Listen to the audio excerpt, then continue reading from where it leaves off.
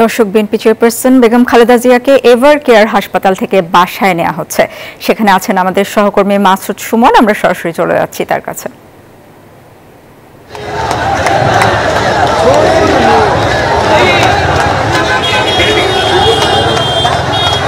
যেমন দেখছেন আপনারা, আমি দেখাচ্ছি যে আজকে কিন্তু তিনবারের যে প্রধানমন্ত্রী সাবেক বেগম খালেদা জিয়া তিনি এভার কেয়ার হাসপাতাল থেকে চিকিৎসা শেষে বাসায় ফিরছেন।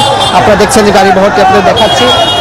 আজকের ফেরা কেননা নেতাকর্মীদের প্রচুর নেতাকর্মী জড়ো হয়েছে এখানে।